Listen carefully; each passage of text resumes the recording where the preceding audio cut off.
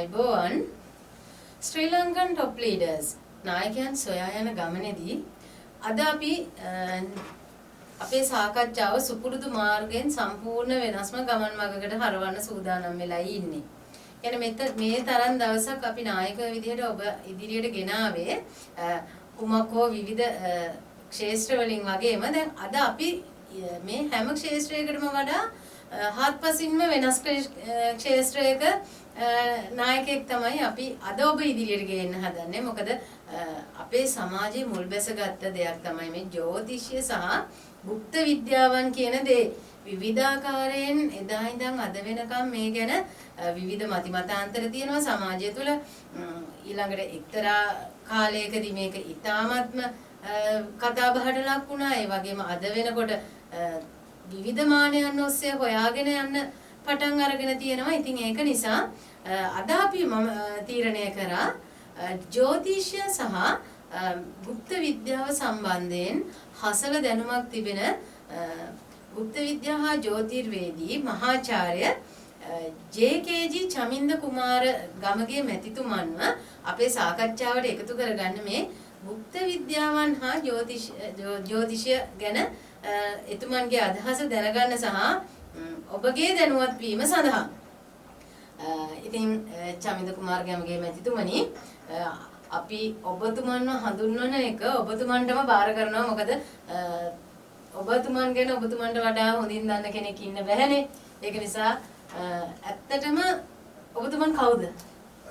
එහෙමයි මුලින්ම මම ඉලෙක්ට්‍රොනික විද්‍යාව තමයි මූලික මගේ රැකියා කටයුත්ත වගේ උනේ.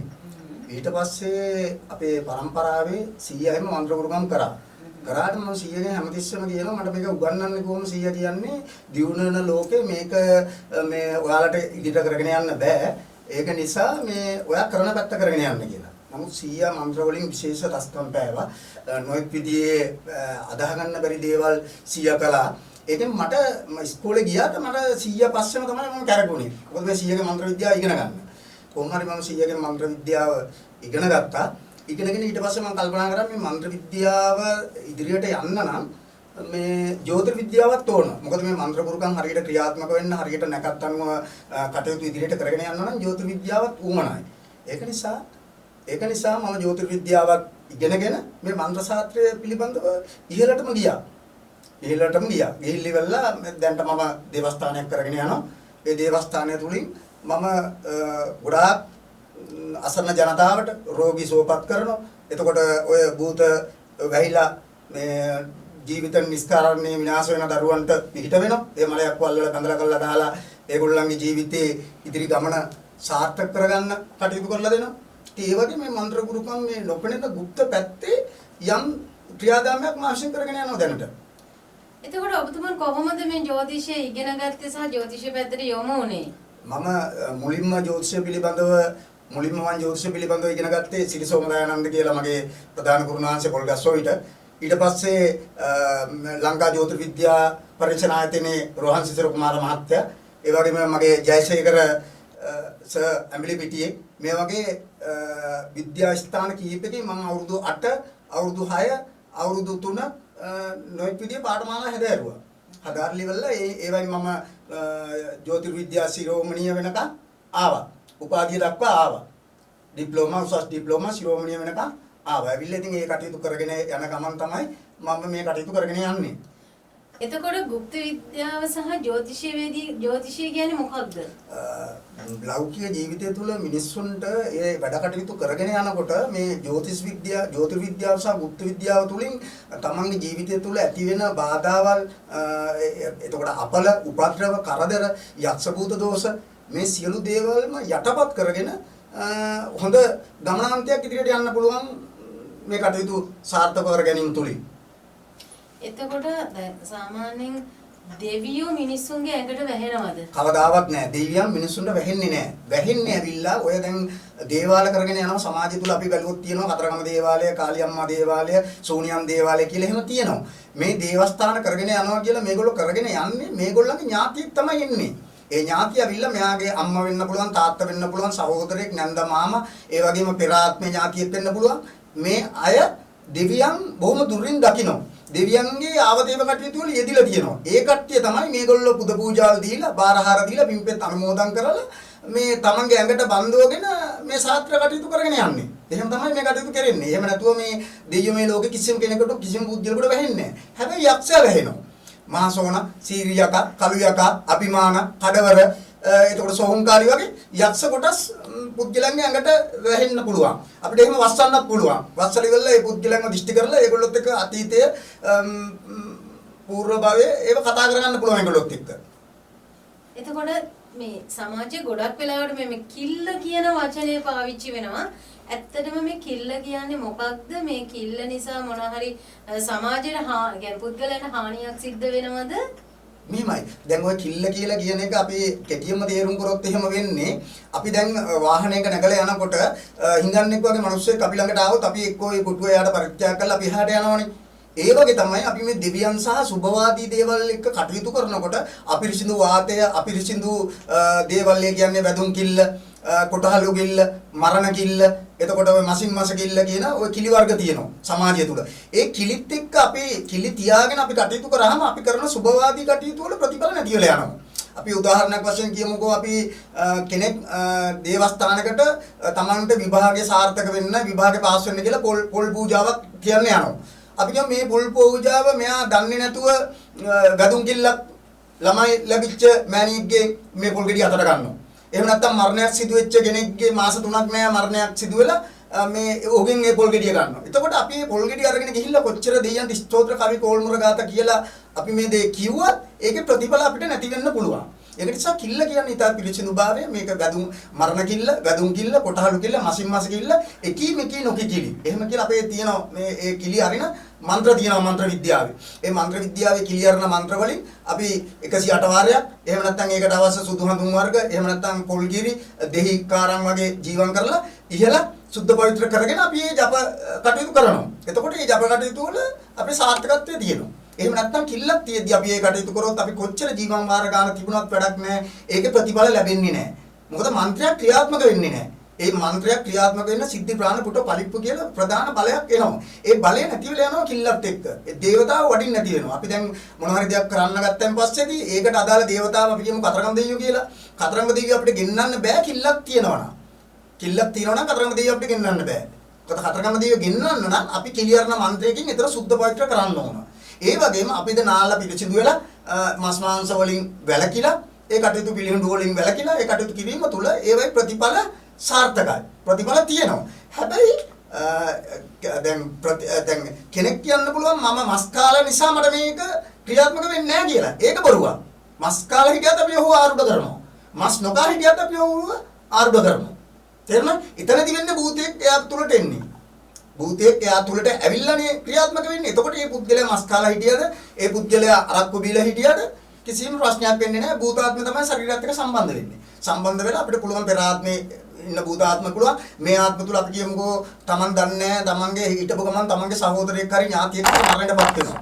ඒ මරණයටපත් වුණාන් පස්සේ ගෙදර ආයෙත් හොයාගන්න බෑ මේ කොහොමද මගේ මේ අපේ ඥාතිය, අපේ මල්ලි, අපේ අම්මා තාත්තා සහෝදරයන් නැති වුණේ කියලා. අපිට පුළුවන් ඔහු මලගිය ආත්මකින් ගෙනල්ලා ඔහු නැති වෙච්ච ආකාරය ඔහුට ප්‍රහාරයක් එල්ල කරාද, ඔහුට කවුරු හරි ප්‍රහාරයක් දීලා ඔහුව මැරුවාද, ඒ තියෙන කරුණු කාරණා සියල්ල අපිට මේ මලගිය ආත්මෙන් දැනගන්න පුළුවන්. ඉතින් ඒක නිසා මේ භූත ලෝකයේ තුල මිනිස්සු හිමාල කන්ද උසට මිනිස්සු මැරුණත් එකයි දෙන්නයි මිනිස්සු වෙන්නේ. ගොඩාක් භූත ලෝකවල තමයි ඉන්නේ. අපි අද සාත්‍රයක් ගිහිල්ලා හුවොත් කොහේ හරි ගිහිල්ලා හුවොත් ඔයගොල්ලන්ගේ අම්මා කතරම දෙයියන් යටතේ උප්පත්ති ලැබලා තිනවා. ඔයගොල්ලන්ගේ අයියා කාලියම්මා යටතේ ඉන්නේ. ඔහොම තමයි අපිට සාත්‍ර වලට කියවෙන්නේ. බලන්න සාත්‍ර ගොඩක් අහුවොත් කියවෙන්නේ නැහැ. මොකද මිනිස්සු දැන් මිනිස්සුන්ට ඉස්සර වගේ භාවනා යෝගී වෙන්න බෑ. අධ්‍යාත්මික ශක්තිය වර්ධනය වෙන්නේ නැහැ. කාලයක් යනකොට මේ භූතය මිනිස්සුන්ගේ ශරීරයට අන්තර්ගත වෙනවා. අන්තර්ගත වෙලා මොන් භූතාත්ම වලින් වැඩ කටයුතු කරන්න ගන්නවා. භූතාත්ම වලින් පුජ්‍යල පිළිබඳව කියන්න ගන්නවා. ඔහු කාපු දේ, ඔහුගේ පරණ දේවල්, නැති වෙච්ච දේවල්, ඔහුගේ ගෙවල් වල විස්තර මේ කියන්නේ සියල්ලම භූතය තුලින්. එහෙම නැතුව භාවනා කරලා ගත්ත ප්‍රඥාවකින්, එහෙම නැත්නම් කාලයක් තුල ප්‍රගුණ කරගත්තු ශාස්ත්‍රයකින් නෙමෙයි මේ කියන්නේ. දැන් ඒකෙදි අපිට බලා ගන්න පුළුවන් සමහර වෙලාවට එයාගේ අම්මා තෙල් බෙහෙත් වෙදකම කරා නම් ඒ පුද්ගලයා ඇඟට වැහුනම ඒ දුව කරන්නේ තෙල් බෙහෙත් වෙදකම. ඒ දුව එතකොට කැඩුම් බිදුම් වලට බෙහෙත් කරනවා. කැඩුම් බිදුම් කරන කට්ටියට ඒ විදියට වැඩ කටයුතු කරනවා. එතකොට මේක මෙයා ඉගෙනගත්තු ශාස්ත්‍රයක් නෙමෙයි. මේ ආයුර්වේද කෝර්සයක් කළා නෑ. මෙයා ඇවිල්ලා මෙයා සාමාන්‍යයෙන් අතපොත්තක් තියලා නැහැ කැඩුම් බිදුම් ගැන. නමුත් අර ඥාති බලවේගය ආපු ගමන් ඔව් කැඩුම් බිදුම් වලට ඒ විදිහට ප්‍රතිකාර කරලා අනන්ත ප්‍රමාණ මිනිස්සු සනීප වෙනවා. දැන් ලංකාව පුරා ගත්තම දේවාල තියෙනවා ලක්ෂ ගාණක්. මේ ලක්ෂ ගාණක දේවාල වල යම් ක්‍රියාවක් කරගෙන යනවා. වංචනික පුද්ගලයන්ත් ඉන්නවා. නමුත් ගොඩාක් මේ භූතාකර්ෂණ ඇඟට අරගෙන මිනිස්සු සනීප කරන්න, මිනිස්සුන්ගේ ලෙඩ දුක් වලට පිළියම් කරන්න, දැන් භූතය වැහිලා ඉන්න කෙනාට පේනවා එයාගේ ඇඟේ වැහිලා ඉන්න භූත බලවේග. එතකොට කියනවා මේ අහවලා ඔන්නාගේ අහවල් කෙනා වැහිලා ඉන්න, අහවල් කෙනා ඉන්නේ එහෙමයි මෙහෙම කිව්වම එතකොට ඒගොල්ලෝ කියනවා මේ අපේ බාප්පා, මේ අපේ පුංචි අම්මා, මේ අපේ වෙඩි වැදිලා මැරිච්ච අයියා එහෙම කියලා කියනවා. ඉතින් ඒක නිසා මේ භූතාකර්ෂණ මේක නොපෙනෙන පැත්ත, গুপ্ত පැත්ත. මේක අපිට ඔප්පු කරනකොට ඔප්පු කරගන්න අමාරුයි. නමුත් එක්කෙනෙක් ඔප්පු කරලා ගත්තම ඔක්කොම හරියාකාරව පෙන්වන්න කරනවා. භූත බලවේග. එතකොට හඳහන කියන දේ කොහොමද පුද්ගලයාගේ ජීවිතයට බලපාන්නේ? ඒ පුද්ගලයෝ පෙර සංසාර දැන් අපි මේ අතරතුර මගෙන් ගොඩාක් කට්ටිය අනේ අපිට මේ දරුවෝ එළියට ගන්න වෙලාවක් දෙන්න මේ හොඳ වෙලාවකින් හොඳ නැකතකින් අපි දරුවෝ එළියට ගන්න ඕන කියලා අපි මේ වෙලාව ඉල්ලන් යනවා. අපි මේ වෙලාව දුන්නට කවදාවත් මේ ඒ වෙලාවකට ළමයි අරගෙන නැහැ. ඒකට හේතුව තමයි මේ නිවර්ති පරිසරය නිර්මාණය වෙන වෙලාවට තමයි ඒ දරුවෝ උප්පත්තිය ලබන්නේ. දැන් එහෙම ගෙනිච්ච කට්ටියගේ කිසිම ළමෙක් අපි දීපු වෙලාවදී අරන් නැහැ. පැය දෙකමාරක් පැය තුනක් වගේ පරක් වල තමයි ගන්නෙ. එතකොට මේ පෙර සංසාරේ කරන ලද අකුසල කර්ම මේ ආත්මය තුල තමන්ගේ ජීවිතය තුලක කොයි ආකාරයට විපාක දෙන්නේද කියන එක කැඩපත වගේ අපි මේ ජෝතිෂය තුලින් තමයි බලාගන්නේ. අපි කියමු කෙනෙකුට හොඳ ව්‍යාපාරයක් කරන්න කියලා හිතෙනවා. මොහු ව්‍යාපාරයක් කරන්න කියලා හිතනකොට මොහුට හිත ඇතුලෙන් ඇති වෙන තෘෂ්ණාවක් මට පාඩු වේද? මට අලාභයක් වෙයිද? මා විනාශ වෙයිද? අන්න එතකොට හිතෙනවා ජෝසාත්‍රාචි ළඟට ගිහිල්ලා නැකතක් බලලා මම මේ වැඩේ කරන්න ඕන කියලා හිතෙනවා. එතකොට හරියට ඒක අපි තේරුම් කරන්නේ අන්ධයට සැරටිය දුන්නා වගේ. අන්ධයට සැරටිය දුන්නම තන ඔබල බලලා ඇඟේ පතිය වදින තන බලලා අන්ධය ඉදිරියට ගමන කරනවා. ඒ වගේ ලෞකික ජීවිතය තුළ ක්‍රියාත්මක අපි හැමෝම ඇවිල්ලා තියෙන මහාන වෙන්න නෙමෙයිනේ. අපි හැමෝම ඇවිල්ලා තියෙන නිවන් දකින්න නෙමෙයිනේ. අපි ලෞකික ජීවිත ගත කරනවා. අපි ලෞකික ජීවිත ගත කරනකොට අපේ බිරිඳ දරුවෝ මේ සියලු දෙනා එක්ක අපි ගමනක් ඉදිරියට යන්න ඕන. මේ ගමන යන්න අපි ඒ ජෝතිෂයේ උදව් උපකාර අරගෙන පෙර සංසාරයේ අකුසල කර්ම කොයි කාලවල වලදී විපාක දෙන්නේ ඒවා තේරුම් අරගෙන ඉදිරියට අපි යනවා. ග්‍රහපල දුරු කරගෙන ඉදිරියට යනවා. ඒ දැන් අපි කියමුකෝ කුජග්‍රහය ගැන බලමු අපි. කුජග්‍රහය ගැන ඒ කාලේ ඉසිවරයෝ මේ දැන් කුජග්‍රහය ගැන කියන දේමනේ ඒ කාලේ ඉසිවරයක් කියලා තියෙන්නේ. ඒතර මේ ඉසිවරය බලන්න හිත දියුණු කරලා 70 ලක්ෂ ගානකට මේ ඥානය බුද්ධිය එවලා මේ කුජග්‍රහයේ ස්වභාවය තේරුම් අරගෙන ඒ කියපු දේම තමයි අද තියෙන්නේ. චන්ද්‍රය ගැන කියපු දේම තමයි අද තියෙන්නේ. සෙනසුරුගේ ගැන කියපු දේම තමයි අද තියෙන්නේ. නමුත් මේ වතුර තියෙනවා රෝමය තියෙනවා කියලා කිව්වට තාම හොයාගෙන නැහැ.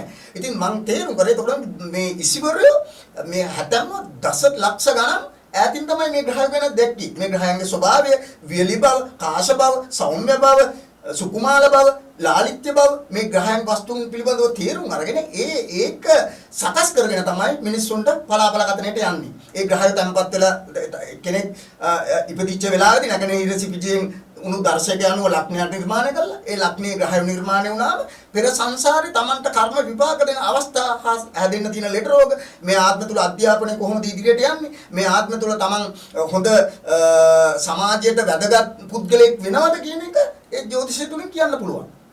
එතකොට මේ පලාපල දැන් හඳහනකෝ යම්කිසි ග්‍රහ පිහිටීමනෝ පලාපල කියනකොට මේක රටකට පොදුවේ රටකට කියන්න පුළුවන්ද පලාපල? පුළුවන්. ඒ කියන්නේ දැන් මෙහෙමයි ලෝකායතන ජ්‍යොතිෂය කියලා වෙනම ජ්‍යොතිෂයක් තියෙනවා. ඒ ජ්‍යොතිෂයේදී දැන් මේ රටවල් බෙදලා තියෙන එක එක ලග්න වලට. දැන් ලංකාව අපි කියමු කුම්භ රාශියට බෙදුවා කියලා. එතකොට ඒ රාශියට ග්‍රහයන් උදා වීම හේතු කරගෙන ඒ රටට මේ කාලවල වලදී ප්‍රශ්න ඇති වෙන්න පුළුවන්, කැරලි කෝලාහල එන්න පුළුවන්, සුලිසුලන් එන්න පුළුවන්, හදිස්සි අනතුරු ඇති වෙන්න පුළුවන් කියලා ඒ අර පාපි සහ සුභවාදී ග්‍රහ කියලා ඉන්නවා. අපි දැන් පාපි ග්‍රහ කියලා අපි ගන්න සෙනසුරු හොඳ නැහැ. කුජ හොඳ නැහැ. රවි ආත්මකාරක ග්‍රහයන්ට රවිත් අපි පාපි ග්‍රහයක් විදිහට හඳුන්වනවා. ඒතර පාපි ග්‍රහයන්ගේ පැමිණීම සහ ඔවුන්ගේ තියෙන පූර්වත්වය, ප්‍රබලත්වය, ක්‍රියාකාරීත්වය හේතු කොටගෙන ඒක කියනවා පුද්ගල මේ රටේ මේ සම්පත් විනාශ වෙන්න පුළුවන්, රාජ්‍ය කැළඹිලි ඇති වෙන්න පුළුවන්, එතකොට ගම් වතුර ඇති වෙන්න පුළුවන්, එතකොට වෙන රටවල් වලින් බලපෑම් ඇති කරන්න පුළුවන්. මේ විදිහට එහෙම ජ්‍යොතිෂයෙන් කියන්න පුළුවන්.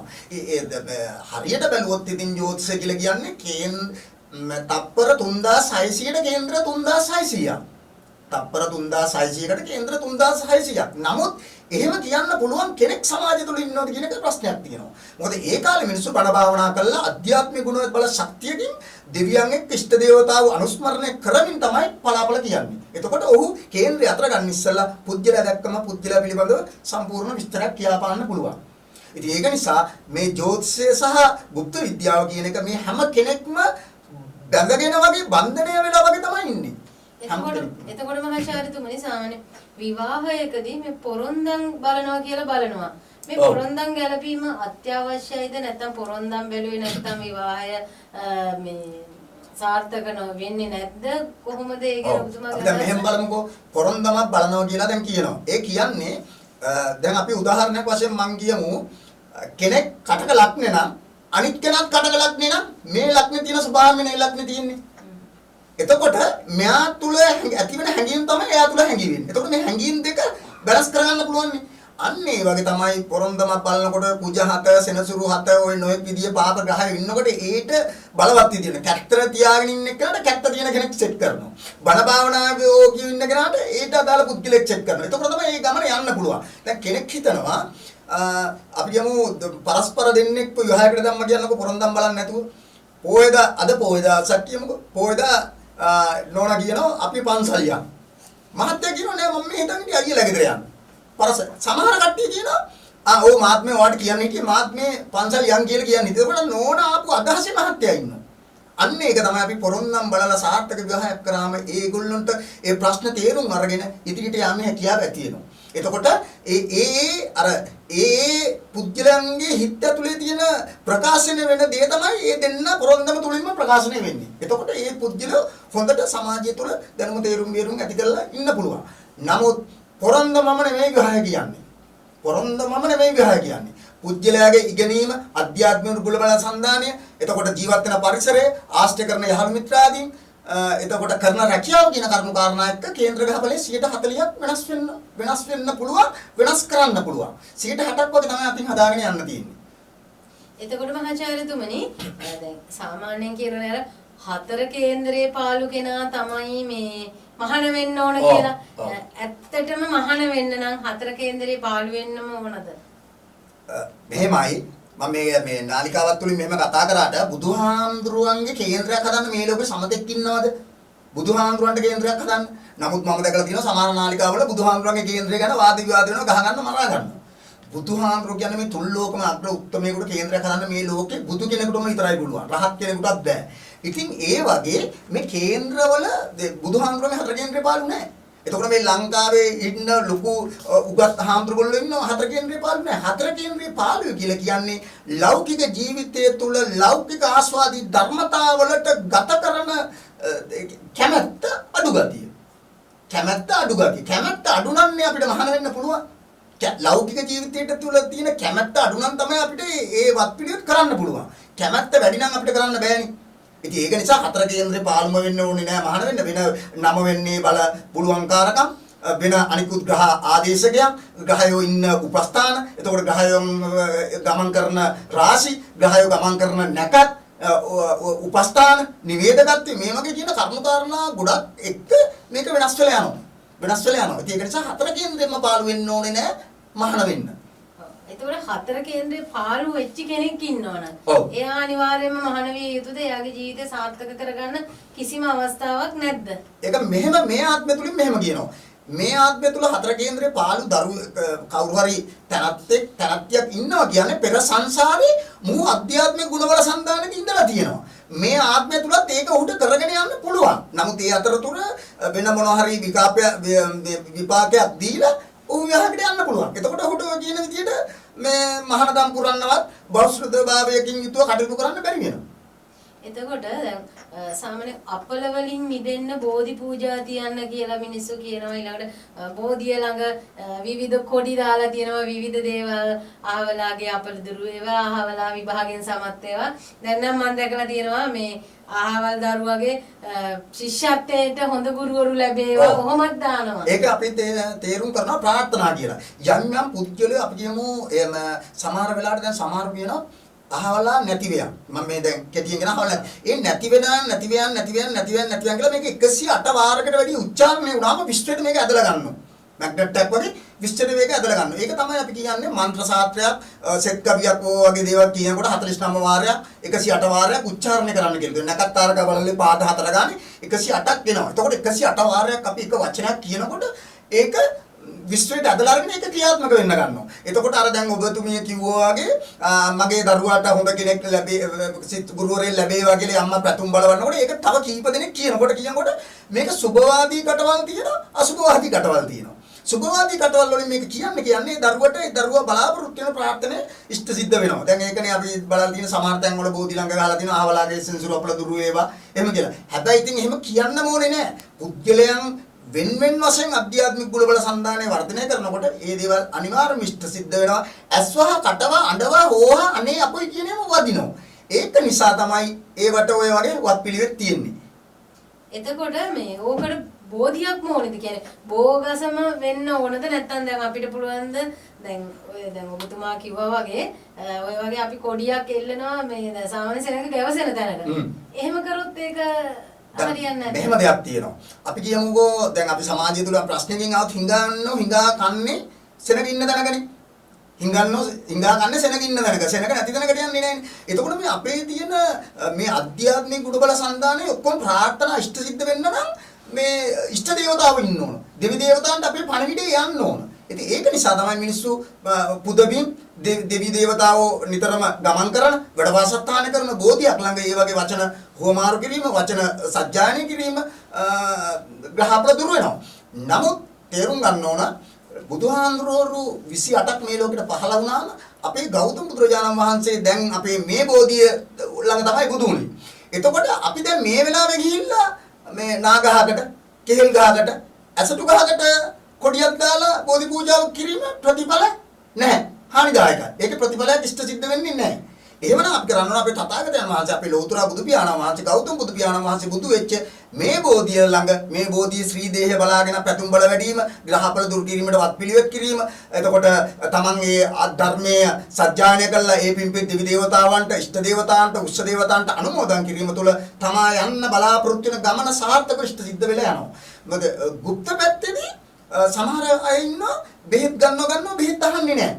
බෙහෙත් අහන්නේ නැහැ කොච්චර දැන් අපි කරපු වැඩවලදී උනත් එහෙම ඇවිල්ලා අපිට කියනවා මේ බලන්නකො මේ කකුලට මේ බෙහෙත් මේ කරන හොඳ වෙන්නේ නැහෙනි මේ මට මේ බෙහෙත් කරන්නේ ඇවිල්ලා මගේ මේ හොඳම දොස්තරලා මේ බෙහෙත් කරන්නේ ඒත් මේක සනීප වෙන්නේ නැහැ කියලා කියනවා. ඉතින් ඒක නිසා මේ গুপ্ত පැත්තේ යම් භූත දෝෂයක් වාතය පිත තුන් දොස පිටසෙන් කියන මේ තුන් දොස කිපුණාන් පස්සේ පුද්ගලයාගේ ශරීරය අවුල් වෙන්න ගන්නවා. මානසිකත්වය අවුල් වෙන්න පුළුවන් සෙමොලේට රෝග වලින් අවුල් වෙන්න පුළුවන් එතකොට ශාරීරික තද කුෂ්ඨ එන්න පුළුවන් මානසිකත්වය මේව නිසා නිකන් මද මානසිකත්වයක් ඇති වෙන්න පුළුවන් මේ වගේ දේවල් වෙනවා. ඉතින් ඒක නිසා මේ නොපෙනෙන গুপ্ত පැත්ත කියන්නේ අද සමාජයත් එක්කම බන්ධනයම වෙලා තියෙන දෙයක්. මොකද ඉස්සර මිනිස්සු හොඳට අධ්‍යාත්මික ගුණ බල සම්දානයක් වර්ධනය කරා. හොඳට බුදුන් වැඳා. දැන් බලමු අපි දැන් මම මේ ඊපෙරේදා දැන් අවුරුද්දකට දෙකකට දේශන දෙක තුනකට ගියා මේ දේශනවල හිටියේ ඔක්කොම මේ උපාධිගත්තු කට්ටිය. නමුත් මේ මට දේශනෙට ගිහිල්ලා සති දෙකකට විතර පස්සේදී මට දැනුණා මේ කට්ටියට පුදුම ප්‍රශ්න ටිකක් තියෙන්නේ. ඒ කාලේ බලන්න අපේ අම්මා කෙනෙක් විශ්වවිද්‍යාලේ ගියාද? නෑ. හොඳට දැනුම බේරුම් අරගෙන දරුවෝ සමාජගත කළා දරුවන්ගේ හැමදේම බලලා දරුවෝ පරපුරක් හොඳට සමාජයට දායද කරා. අද බලන්න අද අපේ අම්මලා තාත්තලා ඉන්න විශ්වවිද්‍යාලවල ගිහිල්ලා ඩිග්‍රී කරලා පුව අම්මා තාත්තා ඉන්න අම්මා තාත්තගේ දරුවෝ කුඩු ගහනවා ගංජා සේවනය කරනවා ඒ වගේ නොයෙක් විදිහේ ක්‍රියාකලාප වලට ගිහින් තියෙනවා. මොකද මේ දරුවෝ ගැන බලන්න විදියක් නෑ. දරුවෝ අධ්‍යාත්මික සුවයට එකතු කරන්න විදියක් නෑ. දරුවොත් එක්ක වගේ ඉස්සර වගේ නෑ ගමන් යන්නේ නෑ. ඒ සහෝදර බැඳීම් ඇති කරගන්නේ නෑ. ඉතින් ඒ තුලින් අද එක එක්කෙනාට වෙන් වෙච්ච දෛනික රැකිරස්සාවල් නිසා ගොඩාක් වෙලාවට මේ අධ්‍යාත්මික සුවය ඈත් වෙලා ගිහිල්ලා මිනිස්සු රෝගී වෙලා ඉන්නවා.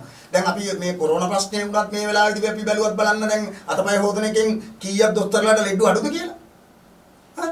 මිනිස්සු කොයි වෙලාවෙත් මේ පිළිසින වෙලා ඉන්නවා. ඉතින් ඒක නිසා මේ අධ්‍යාත්මික ශක්තිය කියන එක මිනිස්සු තුල තියෙනවා. මේ සත්‍ය ගොඩනගා ගන්න අමාරු දෙයක්. ඒකට පුරුදු වෙච්ච ඒකායන ප්‍රතිපත්තියෙන් ඉදිරියට යන්න ඕන. මහාචාර්යතුමනි මම මේ දැන් මේ අහන්න යන ප්‍රශ්නයට ඔබතුමාට කැමති නම් උත්තර දෙන්න පුළුවන් නැත්නම් ඔබතුමාට ඒ ප්‍රශ්නය සම්පූර්ණයෙන්ම මගහැරලා යන්න පුළුවන් ඔබතුමා කැමති නම් විතරයි මම මේ ප්‍රශ්නෙට උත්තර බලාපොරොත්තු වෙන්නේ මේ පහුගිය කාලේ මහා ලොකු ආందోලනයක් ඇති වුණා මේ නාග ලෝකයෙන් ධාතු වැඩමෙන් සජීවීව ධාතු වැඩමුණා වැඩමලා තිබුණා කියලා. ඇත්තටම එහෙම සිදුවීමක් සිද්ධ වෙන්න පුළුවන්ද ඔබතුමාන්ගේ දර්ශනයට අනුව? එහෙම නැත්නම් මොකද්ද මේ වෙන්න පුළුවන් ඒ ආසන්නතම සිද්ධිය? එහෙමයි. මේ ලෝකයේ හරි පුදුමාකාර දෙයක් බෞද්ධ ඉතිහාසය බැලුවම බෞද්ධ ඉතිහාසය තුල මේ වෙන දේවල් විද්‍යාවටවත් ගෝචර වෙන්නේ නැහැ. විද්‍යාවටත් ගෝචර වෙන්නේ නැහැ. ඉතින් ඒක නිසා මේ බ්‍රහ්ම ලෝක, නාග ලෝක, ওই තියෙන ලෝකවල ධාතුන් වහන්සේලා වැඩබසස්ථානය කරනවා. නමුත් ඒව ලංකාවට එන වෙලාවක් එහෙම කියන්න බෑ. කිසි කෙනෙකුට මේක නාග ලෝකෙන් ආපු එකක්ද මේක බ්‍රහ්ම ලෝකෙන් ආවද කියලා ඒ වශයෙන් විස්තර කරන්න බැරි හේතුව තියෙන්නේ පුද්ගලෝ රහත් ත්‍ත්වෙ නැති නිසා. පුද්ගලෝ රහත් නෑ. රහත් නම් පුද්ගලන්ට කියන්න පුළුවන් මේක අහවල් තැන ධාතුවක් කියලා. එහෙම නොකියුවයි කියලා නෙමෙයි. එහෙම හාස්කම් ලෝකෙ තුල තියෙනවා. ලෝතර බුදු පියාණන් වහන්සේගේ ඒ වගේම මේ ආර්ය මහා සංඝරත්නයේ ඒ වගේම 80 මහා ශ්‍රාවකයන් වහන්සේලාගේ ධාතුන් වහන්සේලා මේ විශ්වය තුල නොයෙක් තැන් වල තියෙනවා. ඒව නොයෙක් කාල පරිච්ඡේදවල නොයෙක් තැන් වලට වැඩම කරනවා. ඉතින් ඒක ඒ තැන් වල තියෙන අධ්‍යාත්මික සෝය අධ්‍යාත්මික භක්තියත් එක තමයි බඳගෙන යන්නේ. ඒක බොරුයි කියලා කියන්න කිසි කෙනෙකුට බෑ. ඒක ඇත්තයි කියලා කියන්නත් කිසි කෙනෙකුට බෑ. හේතුව අපි තාම පෘථග්ජන මිනිස්සු නිසා. මොකද අපි රහත් වෙලා නැහැනේ. අපි රහත් වෙලා නම් අපිට කියන්න පුළුවන් මේක බුදුහාමුදුරන්ගේ ධාතුන් වහන්සේ. මේක සරිත් මුගලන් මහරහතන් වහන්සේගේ ධාතුවක් කියන එක අපිට කියන්න පුළුවන්. අපිට එහෙම කියන්න බෑ. කියන්න බැරි ඇවිල්ලා අධ්‍යාත්මික සත්‍යයෙන් අපි දුර්වල නිසායි. එතකොට මේ ආරූඪ වීම කියන එක ඇත්තක්ද? ඔව්. දැන් මෙහෙමයි ආරූඪ කියලා කියන්නේ යම් පුද්ගලයේ ඇඟට වැහිලා කියන සාත්‍ර බීමක් හෝ යම් දෙයක් දැන ගැනීමක් නේ. දෙවියන් ආරුඩ වෙන්නේ නැත. ආරුඩ කියන එක ඇත්ත. ඕන කෙනෙකුට ආරුඩ ගන්න පුළුවන්, ආරුඩ වෙන්න පුළුවන්. ආරුඩයක් බඳ ගන්නත් පුළුවන්. ආරුඩයක් බඳ ගන්නත් පුළුවන්. නමුත් දෙයියෝ නම් මේ ලෝකේ කාටවත් වැසෙන්නේ නැත. එහෙම කෙනෙක් ඉන්නවනම් මම කැමතියි ඔහුත් එක්ක තර්කයකට යන්න. දෙයියෝ වෙන්නේ නැහැ. දෙවියන් යටතේ වැඩ කරන තමන්ගේ අම්මා, තාත්තා, සීයා, නැන්ද, මාමා, පෙරාත්ම ඥාතිය තමන්ගේ මැරිච්ච ධර්මයක් වැහිලා එයා තමයි ශාස්ත්‍ර කියන්නේ. එයා තමයි බුද්ධිලන්ට දැන් එයා කියනවා කතරගම දෙයියන්ගේ වරමින් ශාස්ත්‍ර කියනු ලැබේ කියලා. කතරගම දෙයියන්ට පහනක් පත්තු කරගෙන එතන ඉඳලා කතරගම දෙයියන් ආන්දර දිහා බලාගෙන කියනවා කතරගම දෙයියන් ආන්දරනේ මේ මගේ මේ ශාස්ත්‍රය බලන්න ඇවිල්ලා තිනවා. මට හරියාකාරව සත්‍ය කියවෙන්න කියලා හිතනකොට අර ඥාතිය විස්තර ටික දෙනවා. අරයාගේ හිතට කිමිදිලා අර විස්තර ටික ගන්නවා. මෙයා ආවේ හොරකමක් ගැන සිදුවෙලා. මෙයා ආවේ මෙයාගේ නැති වෙච්ච දෙයක් ගැන බලන්න කියන එක එයා එක්ක වැඩ කරන එයාත් එක්ක ගනුදෙනු කරන භූතයා එයාට පවසනවා. ඒ පවසන දේ තමයි ඔහු කියන්නේ. ඉතින් ඒක ඔහුක දානවා සූනියන් දෙයියන්ගෙන් ශාස්ත්‍ර කියනු ලැබි. කතරගම දෙයියන්ගෙන් ශාස්ත්‍ර කියනු ලැබි. කාලියම්මගෙන් ශාස්ත්‍ර කියනු ලැබේ කියලා ගන්න. නමුත් එහෙම දෙවියෝ ඇහෙන්නේ නැත. ඒක නිසා එහෙම කියන්නත් පාපයක්. එහෙම කියන්නත් පාපයක්. දෙවියෝ ඇහෙන්නේ නැහැ. නමුත් දෙවියන් හැතැම්ම දහස් ගණනින් දකින දෙවියන් සමග හැතැම්ම දහස් ගණනකින් පණිවිඩ හෝමාරු කරගන්න ඥාති දේවතාවෝ සම්බන්ධ කරගෙන ඒගොල්ලන්ට අපි කියනවා ඉෂ්ට දේවතාවෝ කියලා. ඉෂ්ට දේවතාවෝ සම්බන්ධ කරගෙන තමයි ඔය මිනිස්සු ශාස්ත්‍ර කියන්නේ පුද පූජා කරන්නේ, සෙත් ශාන්ති කරන්නේ, දෙහි කපන්නේ, යක්ෂ දෝෂ ඉවත් කරන්නේ, ග්‍රහ ආපල වලට වැඩ කරන්නේ. එහෙම තමයි. මහාචාර්යතුමනි අවසන් වශයෙන් මම කැමතියි ඔබතුමාගෙන් අහන්න දැන් වෙනකොට මේ අද වර්තමානයේ වෙනකොට මේ ජ්‍යොතිෂය গুপ্ত විද්‍යාව මේ වගේ හැම දෙයක්ම මේ ව්‍යාපාර බවට පත් වෙලා නේද? ඒ කියන්නේ හැම තැනම නිකන් හරි දැනුමක් නැති පුද්ගලයෝ ව්‍යාපාරික අරමුණෙන් ඇවිල්ලා යම් කිසි නිකන් හඳහනක් බලලා පොඩි මොනවා හරි දෙයක් කියලා යම් කිසි ආර්ථික ප්‍රතිලාභයක් කියන්නේ කෙනාගෙන් ගාණක් කඩා ගන්න අපි උත්සාහ කරන ඒකට මෙහෙම කියන්න පුළුවන්. අද මිනිස්සු ඔය ධර්මයේ පැත්තට සම්බාධක නැති නිසා ඔය ජෝතිෂ පොතක් ගත්තම ධර්මයේ පොතක් ගත්තම දෙයියන්ගේ පොතක් ගත්තම මේ පැත්ත පොඩ්ඩක් ප්‍රගුණ කරලා එන මිනිහව කොහොම හරි රවට්ටලා ග්‍රහපලයක් ගැන මොනවා හරි ඒ මිනිස්සුන්ට කියලා ඒ මිනිස්සුන්ගේ බෙල්ලට මොකක් හරි යන්ත්‍රයක් දාලා ලොකු ගාණක් අරගෙන ජීවත් වෙන්න මාර්ගයක් තමයි අද ගොඩක් දේවල් දිහා බැලුවම තියෙන්නේ. එහෙම පැත්තක් තියෙනවා. හරියට සේවය කරන පුද්ගල පිරිසකුත් ඉන්නවා. නමුත් අද වැඩිපුරම තියෙන්නේ ඔය යంత్ర මන්ත්‍ර ගුරුකම් පැත්තට. එතකොට ඔය දෙයියන්ගේ පැත්තට හේතු වෙලා ඉන්නේ ඔය කිසිම දැනුමක් නැති කට්ටිය. දැන් අපි ඒ කාලේ මන්ත්‍ර ශාස්ත්‍රය ඉගෙන ගන්නකොට අපි ගුරුනාංශගේ නියපොතු කපන්න ඕන, ගුරුනාංශේ නාවන්න ඕන, ගුරුනාංශේ හෙට මෙහෙට එක්කගෙන යන්න ඕන, ගුරුනාංශේ අවුරුදු 6ක් විතර ආශ්‍රය කරලා ඉවරුනම තමයි ගුරුනාංශය අපිට මේ මන්ත්‍ර ශාස්ත්‍රය දෙන්නේ. නමුත් අද අපි ගාවට දැන් ආපු ගමන් අයියේ මන්ත්‍යා මට මේ දෙන්නකෝ මේ කවුරු හරි ගෙන්නන මන්ත්‍රයක්. එහෙම මන්ත්‍රයක් දුන්න කියලා මන්ත්‍රයක් වැඩ කරන්නේ නැහැ. ඒ මන්ත්‍රයක් කාලයක් සිද්ධ කරන්න ඕන. කාලයක් මන්ත්‍රය වැඩි වාර ගණනක් ජප කරන්න ඕන. ඒ ජප කරලා ඇඟට සිද්ධිය හදාගත්තම තමයි මන්ත්‍ර වැඩ කරන්න ගන්නේ. එහෙම නැතුව මේ මන්ත්‍රයක් පොත් ඇවිල්ලා කොච්චර පොත් ගෙනාවත් මේ පොතේ මන්ත්‍ර කිව්වට මන්ත්‍ර වැඩ කරන්නේ නැහැ. ගුරු මුඛයෙන් ගත යුතු ගුරු මුස්තිය ගුරු උපදේශ කියන්න ඕනේ. ඒ උපදේශත් එක්ක තමයි මන්ත්‍රය ඒ පැත්ත මේ පැත්ත හරවලා අපි දැන් මොනවා හරි තෙල් පලාන්දුවක් බැදුමක් විතරක් හදාගන්නකොට ඒ පැත්ත මේ පැත්ත හරලා ඒක අපි සකස් කරගන්නවා වගේ මේ මන්ත්‍රෙත් තියෙනවා ඒ පැත්ත මේ පැත්ත හරලා ප්‍රාණ කරලා සිද්ධි කරලා පුට කරලා පලිප්පු කරලා ඒ පුද්ගලයන්ට ක්‍රියාත්මක වෙන විදිහට හදලා තමයි යන්ත්‍රයක් බෙල්ලෙල්ලන්නේ. තව එකම ප්‍රශ්නයක් තියෙනවා. අවසන් ප්‍රශ්නේ කියලා ඉස්සෙල්ලා කිව්වන්.